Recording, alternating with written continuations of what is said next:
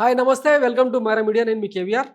ఆంధ్రప్రదేశ్ ప్రజలందరూ కూడా ఒకసారి కళ్ళు చెవులు బాగా అంటే రెక్కించి వినాల్సిన స్టోరీ అనమాట ఇది. వచ్చే నెల 15 నుంచి 20 తేదీల మధ్య ప్రధానమంత్రి నరేంద్ర మోడీ ఆంధ్రప్రదేశ్కు ముఖ్యంగా అమరావతి పర్యటనకు వస్తున్నాడని చెప్పి మన గులపత్రికలో వార్త వచ్చిందన్నట్టు.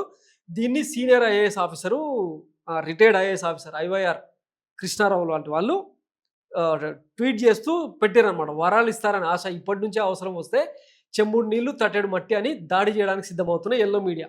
ఎంత సర్కాస్టిక్గా ఎంత సెటరిక్గా రాసిన చూడండి. ఇది వార్త. అయితే ఇక ఇంతకుముందు చూసినాం కదా, అమరావతి కోసం ఆయన 2017 ఆ టైంలో అనుకుంటా ఉద్దండరాయని పాలెం దగ్గరికి వచ్చి తట్టెడు మట్టి చెంబెడు నీళ్ళు ఇచ్చిపోయి ఇక రాష్ట్ర ప్రజలను నివ్వెరపరిచిపోయాడు అనమాట. ఆ తర్వాత అమరావతి ఊసలేదు, ఇంకా తొక్కలేదు. ఇప్పుడు మళ్ళా కూటమి సర్కార్ అధికారంలోకి వచ్చింది. ఇప్పుడు వచ్చి ఏం చెప్పిపోతాడు అన్నది ఇప్పుడు ఆసక్తికరంగా మారిందనమాట. ఇంకా ఇప్పటికే 15,000 కోట్ల రూపాయలు ఆ వరల్డ్ బ్యాంకు, ఐడిబిఐ బ్యాంకు ఇట్లాంటి వాటి నుంచి సొమ్ములు తీసుకొచ్చినాం, అవి కేంద్ర ప్రభుత్వమే చెల్లిస్తుందని చెప్పి ఏవో పుండాకోరు కబుర్లు చెప్పింది. ఇదంతా అయ్యే పని కాదులే, కానీ మళ్ళా అవే ఒళ్ళవేసి రాష్ట్రానికి ఇన్ని నిధులు ఇచ్చినాం, పోలవరానికి అన్ని నిధులు ఇచ్చినాం అని చెప్పి టోపీ పెట్టిపోవడం మినహాయిస్తే పెద్దగా ఒరిగేది ఏం లేదన్నది అందరూ చెప్పుకుంటున్న మాట.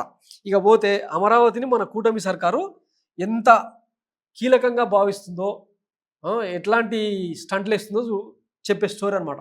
సిండికేట్ లూటి రాజధాని టెండర్లలో సన్నిహితులైన కాంట్రాక్టర్లతో ప్రభుత్వ పెద్దల కుమ్మక్కు, సిండికేట్కు పనులు కట్టబెట్టేలా బిడ్ కెపాసిటీని ఫిబ్రవరి 10న పెంచేసిన సర్కారు ఐడిసిఎల్ 10,696 కోట్లతో 37 ప్యాకేజీల కింద చేపట్టిన పనులు కాంట్రాక్టర్లకు పంచిన వైనం. తాజాగా సిఆర్డిఏ 16,463 కోట్లతో 22 ప్యాకేజీల కింద చేపట్టిన పనులు అస్మదీయ కాంట్రాక్టర్ల పరం. మొత్తం 59 ప్యాకేజీ పనులను తన సొంత మనుషులకు అయిన కాంట్రాక్టర్లకే అప్పగింత. వీటి విలువ 27,159 కోట్లు. కాంట్రాక్టు విలువ కంటే సగటున 3.94 నుంచి 4.34% అధిక ధరలకు కట్టబెట్టడం ద్వారా ఖజానాపై అదనపు భారం.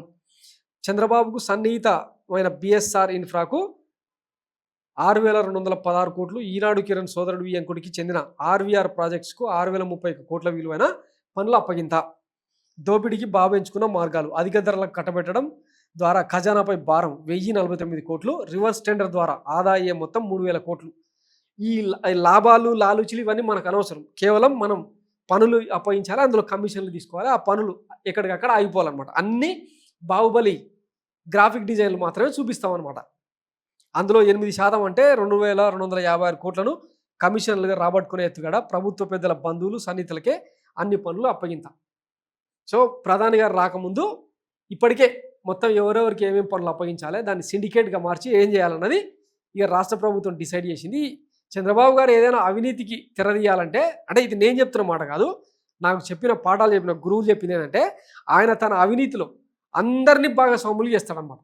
ఎవడు నోరిప్పుడు ఇక మన ఈనాడు, ఆంధ్రజ్యోతి లాంటి పచ్చపత్రికల్లోనేమో ఇంకా ఆహా ఓహో అని వార్తలు. ఒక్క రోజుకు 12 లక్షల క్యూబిక్ మీటర్ల అదేంది కాంక్రీట్ వేసి దాని మీద సిమెంట్ పోసి ఒక్కడే రోజుకు రికార్డు స్థాయిలో నిర్మాణాలు చేపట్టారని చెప్పి మాట్లాడుతూ ఉంటాం. తీరా చూస్తేనేమో అక్కడ పెద్ద పెద్ద మోటార్లు పెట్టి నీళ్ళను ఎత్తిపోస్తూ ఉంటారు అన్నట్టు. అక్కడ జరిగే సీన్స్ ఏమో అవి వీళ్ళు రాసే రాతలేమో ఇట్టుంటాయి అన్నట్టు.